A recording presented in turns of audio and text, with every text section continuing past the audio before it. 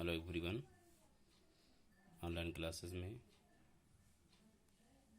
अगला ये वीडियो है इम्परेटिव सेंटेंस पर। ध्यान से इसको देखिए और समझिए। इम्परेटिव सेंटेंस जिसकी हिंदी होती है आदेश सूचक या आदेशात्मक वाक्य। पहचान इसकी होती है, कैसे पहचानेंगे? पहचान मैं इसमें बता रहा हूँ कि पहचान आइडेंटिटी होती है। इसको पहचानने के लिए पहचान आइडेंटिटी होती है। आदेशात्मक वाक्यों इम्परेटिव सेंटेंसेस से आज्ञा, ऑर्डर, प्रार्थना, विनती, चाहे प्रार्थना कहें चाहे विनती कहें, इसकी अंग्रेजी होती है प्रेयर, सुझाव, सजेशन, निवेदन, रिक्वेस्ट, परामर्श, कंसुलेशंस आदि का भाव, इमोशन, प्रकट, अपीयर होते हैं। तो ऐसे वाक्य सेंटेंस इम्परेटिव सेंटेंस का होता है।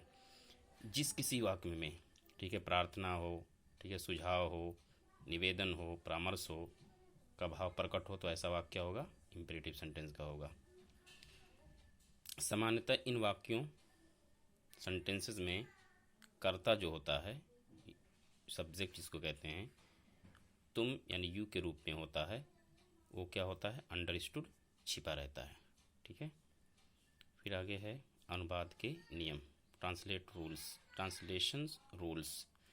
नंबर 1 में ट्रांसलेशन रूल्स में नंबर 1 में देखेंगे स्वीकारात्मक वाक्यों का अनुवाद। स्वीकारात्मक वाक्यों का अनुवाद ट्रांसलेट करते समय सबसे पहले वर्ब की क्रिया, जिसको मेन वर्ब कहते हैं, मेन वर्ब इन मुख्य क्रिया की पहली अवस्था फर्स्ट फॉर्म का प्रयोग किया जाता है। मतलब इम्परेटिव सेंटेंस का जब भी हम अनुवाद करते हैं तो सबसे पहले हम मुख्य क्रिया की फर्स्ट फॉर्म का प्रयोग करते हैं। जैसे गो, कम, रीड, वॉक, ये सब मुख्य क्रिया की फर्स्ट फॉर्म है, इनका प्रयोग सबसे पहले करते हैं। ठीक है। नंबर 2, यदि वाक्य सेंटेंस में कृपया शब्द का प्रयोग यूज़ किया गया हो, मतलब अगर वाक्य में कोई इम्परेटिव सेंटेंस का वाक्य उसमें सबसे पहले कृपया आया हो, कौन सा शब्द आया हो? कृपया आया हो, तो उसकी अंग्रेजी प्लीज़ अथवा काइंडली लिखते हैं। क्या लिखते हैं? चाहे प्लीज़ लिखिए चाहे काइंडली। वाक्य के आरंभ, शुरू में, यानी जब वाक्य का अनुवाद अंग्रेजी में हम करेंगे, ट्रांसलेट करेंगे, तो उस वाक्य का अनुवाद शुरू में क्रिया वर्ब के मूल रूप या मूल अवस्था बेस फॉर्म फर्स्ट फॉर्म से पहले किया जाता है। ठीक है। अभी आगे मैं एग्जाम्पल में बताऊंगा। अगला नंबर 3 है इम्परेटिव सेंटेंस आदेशात्मक वाक्य सेंटेंसेस के नकारात्मक वाक्यों में, यानी निगेटिव सेंटेंस में सबसे पहले मत लगा होता है। अगर मान लो इम्परेटिव सेंटेंस का नेगेटिव सेंटेंस है तो उसमें सबसे पहले कौन सा शब्द लगा होगा? मत शब्द लगा होगा।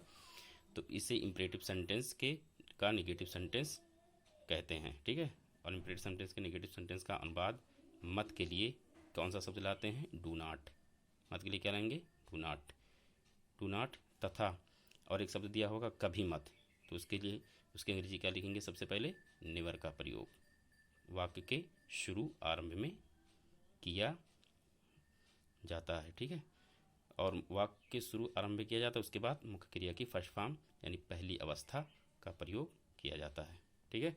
यही इम्परेटिव सेंटेंस के रूल्स होते हैं, नियम होते हैं बनाने के। बच्चों देखेंगे वीडियो लंबी हो जाती है इसलिए जल्दी जल्दी में पढ़ा रहा हूँ, तो ध्यान से देखिएगा। जैसे एग्जाम्पल कुछ हैं यहाँ पे, जैसे मैंने एक एग्जाम्पल दिया यहाँ पे, यहाँ आओ, यहाँ आओ। तो यहाँ पे सबसे पहले इस वाक्य को देखेंगे कि इस वाक्य में क्या कह रहा है। यहाँ आओ, बुला रहा। मान लो टीचर अगर किसी विद्यार्थी को बुलाएंगे तो आदेश देंगे, यहाँ आने के लिए बुला रहा। तो यहाँ जब आओ कह रहा है तो सबसे पहले हम आना क्या है? वर्ब है। तो वर्ब है तो वर्ब की मुख्य क्रिया की फर्स्ट फॉर्म क्या लाएंगे? आने की अंग्रेजी कम और यहाँ की अंग्रेजी हियर हो जाएगी, तो क्या जाएगा? Come here. ठीक है। फिर उसके बाद बच्चों अगला है दरवाज़ा खोलो। दरवाज़ा खोलो, दूसरा सेंटेंस, दरवाज़ा खोलो। यहाँ खोलना क्या है? वर्ब है। खोलना क्या है? क्रिया है। वर्ब है तो खोलने की अंग्रेजी ओपन, मुख्य क्रिया की फर्स्ट फॉर्म लाएं, उसके बाद दरवाजे की अंग्रेजी डोर हो जाएगी। कृपया बैठ जाइए। मैंने कहा ना जब वाक्य के प्रारंभ में सबसे पहले कृपया आएगा तो उसकी अंग्रेजी क्या लिखेंगे? प्लीज़। और बैठने की अंग्रेजी होती है, ये वर्ब है, सिट डाउन होगा। ठीक है, सिट डाउन माने बैठ जाइए। फिर उसके बाद अगला सेंटेंस